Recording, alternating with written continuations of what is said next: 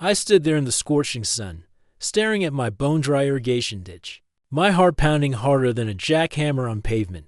My well had never run dry before, not even in the worst droughts, but now, with my crops on the brink of death and my livestock thirstier than a dog in a desert, my water was vanishing like a ghost in the night. I rubbed my temples, feeling the sweat trickle down my face. Something wasn't right. Someone was stealing my water, and when I found out who, they were going to pay literally.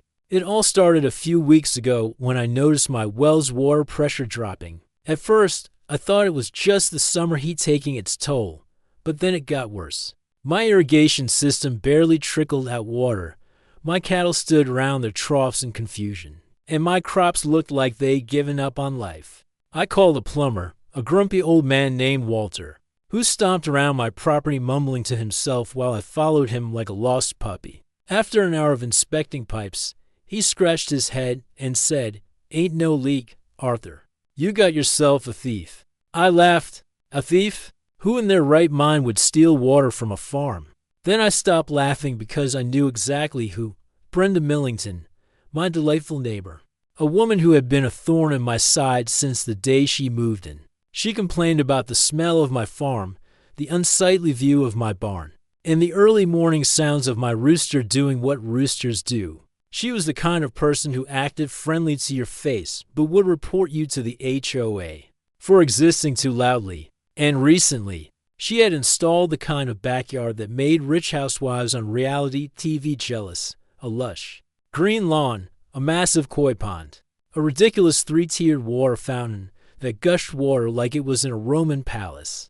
During a drought, I had my suspect, but I needed proof. So the next morning, I got up before dawn and followed the main water line from my well. I crawled through bushes, over fences, and past the back of my barn, where I noticed something strange. A section of the underground pipe had been tampered with. My jaw clenched as I followed a newly laid PVC pipe stretching toward the property line.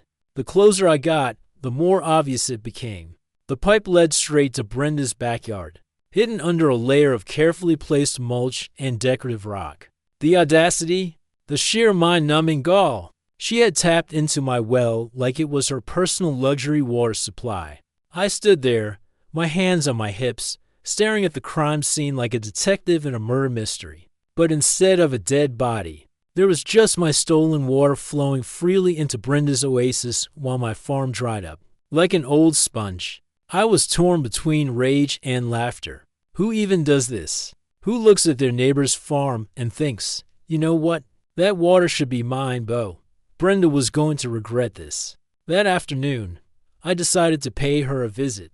I strolled up to her perfectly manicured front yard and rang the doorbell. It took a few seconds, but eventually, she opened the door, dressed in a flowy floral blouse, holding a glass of iced tea like she was the queen of the neighborhood. Her expression was sugary sweet, but her eyes darted around nervously. "Oh, Arthur, what a surprise! What brings you here?" she chirped, flashing a too-wide smile. I leaned against her door frame, pretending to admire the towering water fountain behind her. "Just came to ask if you've noticed anything weird about the water lately." Her smile faltered for a fraction of a second. "The water? Why, yeah, you know the stuff that keeps disappearing from my well. Thought you might have some insight since your yard looks like a tropical resort, while mine's turning into a dust bowl." She laughed, high-pitched, and waved a dismissive hand. "Oh, don't be silly. We've just been extra careful with conservation. That's all." I raised an eyebrow. "Oh, is that right? Because it looks like your koi fish are getting daily spa treatments while my cows are looking at me, like I owe them an apology." She blinked. "Arthur, I really don't know what you're talking about." I studied her for a moment, then grinned. "Well, I guess I'll have to get the authorities involved. Maybe they can figure out where all my missing water's going." That wiped the fake cheer off her face real quick. Her eyes darted to the side, and she licked her lips. Now, there's no need for that. I'm sure it's just a misunderstanding." I let the silence stretch, watching her squirm. I wasn't about to let her off the hook, but I wasn't going to confront her directly yet, either. No, that would be too easy. Brenda needed to learn a lesson she'd never forget. That night, under the cover of darkness, I shut off her little illegal pipeline. With a few twists and turns of the wrench, I sealed her stolen water supply tight. No more fountains, no more koi pond paradise, no more lush green lawn. I even took it a step further, installing a small security camera aimed right at the buried connection spot. If she tried to mess with it again, I'd have hard evidence. The next morning, the screams started from across the fence. I heard Brenda's shriek of horror, followed by frantic shouting. "What is happening?" I sipped my coffee on my porch, watching the show unfold. Brenda stomped outside, staring at her dried-up fountain like someone had just stolen her soul. Her sprinklers refused to turn on. Her koi pond had stopped refilling. Her lawn was already starting to brown under the sun's unforgiving heat. I waited. Sure enough, a few minutes later, Brenda stormed over, her face red and sweaty, her designer sandals kicking up dust as she marched up my driveway. "Arthur," she bellowed. I set my mug down, leaning back in my chair. "Morning, Brenda. What's got you so worked up?" She crossed her arms. "Something's wrong with my water. It has just stopped." I pretended to think. Weird coincidence, seeing as I've been having water problems too. Her eyes twitched. "Arthur, be serious? My fountain isn't working, my koi fish need water, and my plants are dying. What am I supposed to do?"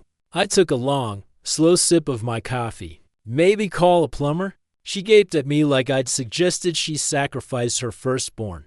"A plumber? But that'll cost a fortune." I smiled. "Yeah, probably." She huffed, muttering under her breath as she stomped away. I watched her go, feeling the first taste of sweet justice. But this was only the beginning. Brenda thought she could steal my water without consequences. Oh, she was about to learn that messing with a farmer's livelihood comes with a price. And it was going to be more expensive than she ever imagined. The morning after cutting off Brenda's stolen water supply, I woke up feeling like a king. There was something deeply satisfying about knowing justice had started working its way through the system, even if Brenda didn't realize it yet. I had barely finished my first sip of coffee when I heard her outside, losing her mind. It was even better than I had hoped. From my porch, I watched as she stomped around her yard, shaking her fist at her dried-up fountain like it had personally betrayed her. Her once pristine koi pond was now a sad puddle, the expensive fish flopping around as she scrambled to fill it with a garden hose. That wasn't working. She fiddled with the knobs, tapping the spout like maybe, just maybe, it would magically start flowing again. But it didn't, because I had made sure of that. She paced back and forth, clutching her phone, probably calling every plumber in town. It wasn't long before a white van pulled up, and a man in overalls stepped out, looking half asleep. Brenda practically dragged him to her backyard, waving her arms wildly as she explained the disaster she was facing. I sat back, enjoying the show. It didn't take long before the plumber started shaking his head, pointing at the ground, and telling her something she definitely didn't want to hear. Her shriek carried across the yard. "What do you mean there's no connection to the city water line? That's impossible." I could see the plumber scratching his head, trying to figure out why this lady was acting like she had lost her life savings, instead of just some stolen water. He said something else, and Brenda's expression shifted from rage to something that almost looked like panic. She started pointing toward my property, her voice rising in pitch. There it was the moment she tried to shift the blame. I took another sip of coffee. This was going to be good. A few minutes later, Brenda stormed across the yard and right up to my porch. Her face was red, whether from anger or the heat, I wasn't sure. But judging by the way she was gripping her phone like she was about to throw it, I was guessing anger was winning. "Arthur, I need to talk to you," she snapped, crossing her arms. "Right now."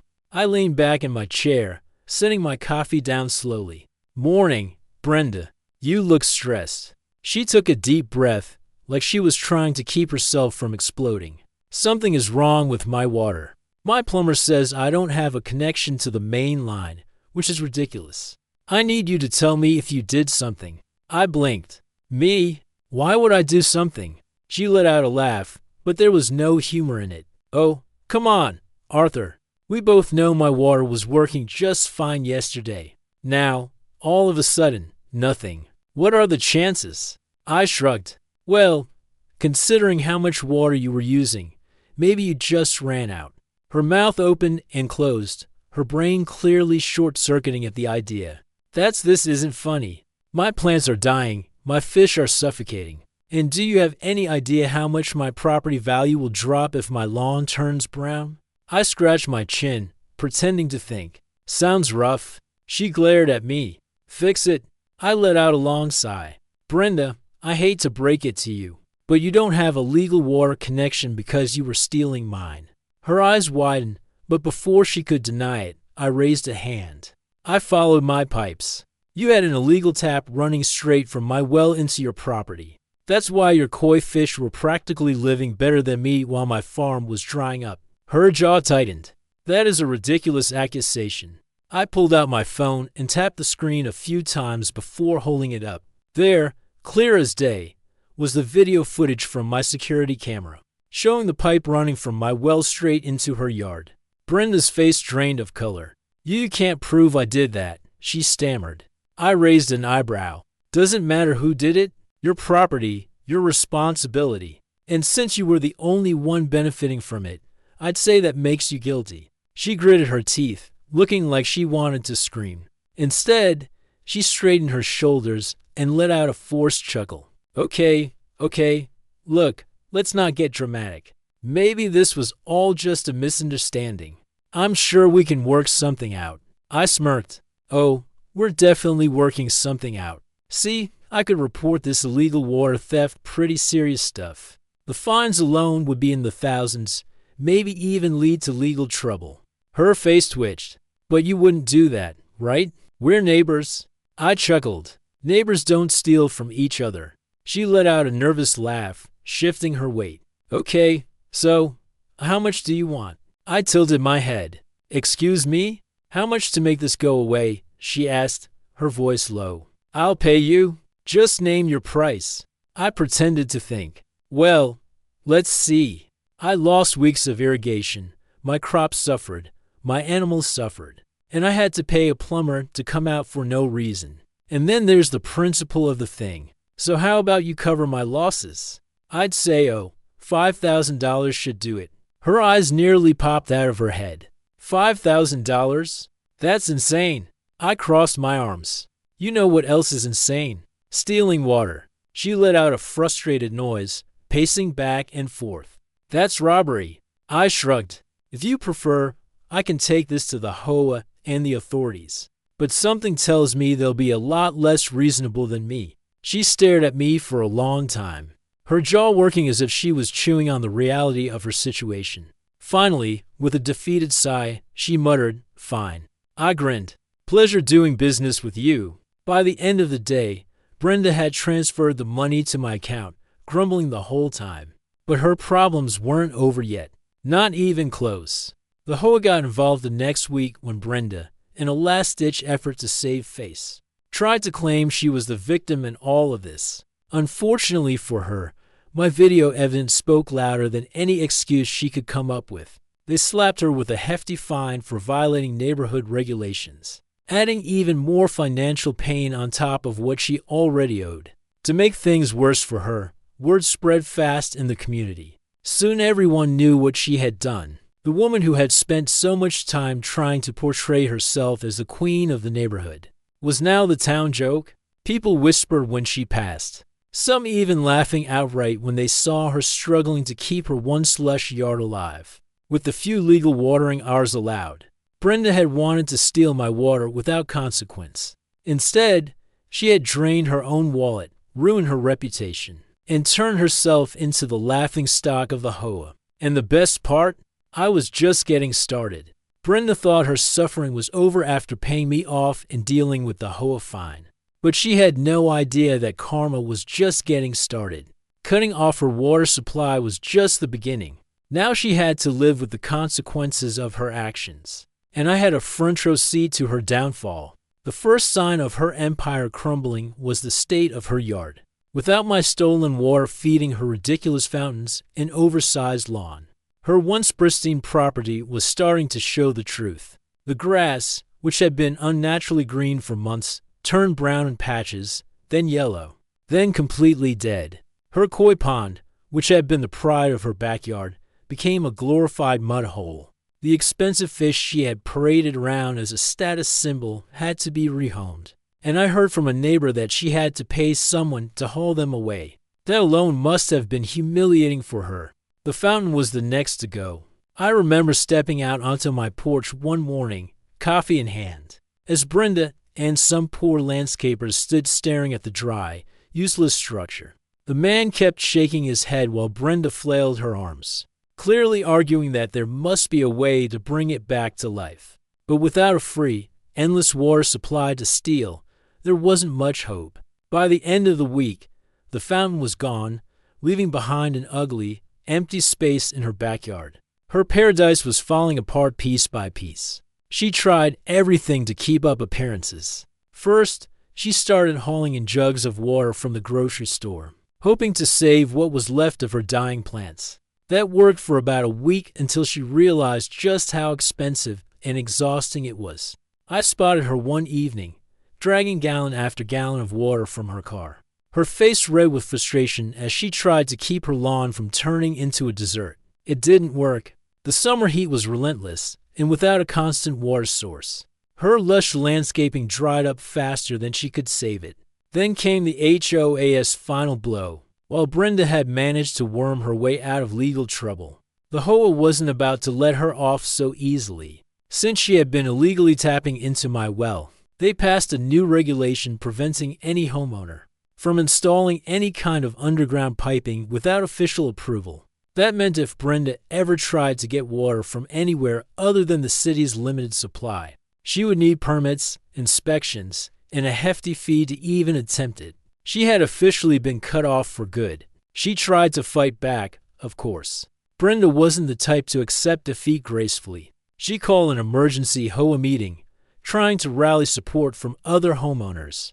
But no one was on her side. Word had spread fast about what she had done, and most of the neighborhood was still laughing about it. Some people even made jokes about setting up a Brenda tax for anyone caught breaking water regulations. The meeting ended with her storming out in frustration, realizing she had lost whatever influence she once had. With no other options, she started looking for a way out. The for sale sign went up in her yard not long after, but the market wasn't exactly in her favor.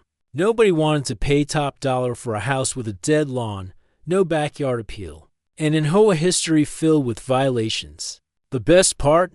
The only people interested in buying were fellow farmers like me, and Brenda absolutely despised the idea of her house being owned by someone she considered beneath her. She tried to hold out, refusing low offers and insisting she would wait for the right buyer. But the longer she waited, the worse things got. Her reputation was already trashed, and with each passing week, her house looked worse. The heat had taken its toll, leaving her yard looking more like a dust field than a garden. Even the front of her house was starting to show signs of neglect. Without her endless, stolen water supply, everything about her once perfect home fell apart. Then came the final humiliation. One morning, I noticed a moving truck pulling into her driveway. At first, I thought maybe she had finally found a buyer, but as I watched, I realized she wasn't selling. She was leaving. Brenda, the woman who had spent months pretending to be the queen of the neighborhood, was packing up and running away. I watched as she and a few movers struggled to load up her overpriced furniture, her designer patio sets, and whatever dignity she had left. She didn't say goodbye to anyone. She didn't knock on doors or try to play the victim one last time. She just disappeared, like a bad memory fading away. And when the moving truck finally pulled out of the driveway, leaving behind an empty, lifeless house, I let out a long, satisfied breath. The war was over. In the days that followed, her house sat empty, a ghost of what it once was. The once green lawn was now just dirt and weeds. The backyard, which had been her pride and joy, looked abandoned and forgotten. And as the weeks passed, the offers on her house dropped lower and lower until finally, someone bought it for a fraction of what she had originally wanted. And who was the lucky buyer? Me. It wasn't even about revenge at that point. It was about principle. Brenda had spent so much time trying to ruin my farm, trying to act like she was better than me. And in the end, she had paid me thousands just to leave town. Buying her house was just the final cherry on top. After signing the paperwork, I stood in what was once her pristine backyard, looking around at the dried-up mess she had left behind. It was a fitting end. She had stolen from me, and in the end, I had taken back everything, plus more. I turned on the hose, letting the water flow freely onto the ground, knowing that, for once, it was exactly where it was supposed to be. And just like that, the water war was over.